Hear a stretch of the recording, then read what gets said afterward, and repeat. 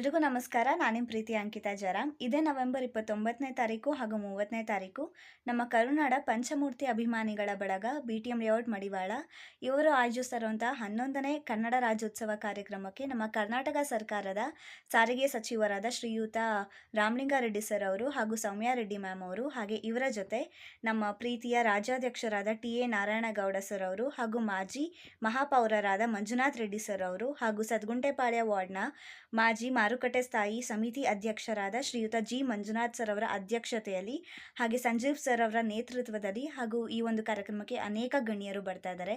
ಈ ಕಾರ್ಯಕ್ರಮಕ್ಕೆ ನಾನು ಬರ್ತಾ ಇದ್ದೀನಿ, ನೀವೆಲ್ಲರೂ ಬನ್ನಿ. ಬೆಳಗ್ಗೆ ಅನ್ನದಾನ ಕಾರ್ಯಕ್ರಮ ಇರುತ್ತೆ, ಹಾಗೆ ಸಂಜೆ ಆರ್ಕೆಸ್ಟ್ರಾ ಕಾರ್ಯಕ್ರಮ ಇರುತ್ತೆ. ಈ ಒಂದು ಕಾರ್ಯಕ್ರಮದಲ್ಲಿ ನೀವೆಲ್ಲರೂ ಭಾಗವಹಿಸಿ ಕನ್ನಡ ರಾಜ್ಯೋತ್ಸವನ ಅದ್ಧೂರಿಯಾಗಿ ಆಚರಿಸೋಣ. ಧನ್ಯವಾದ.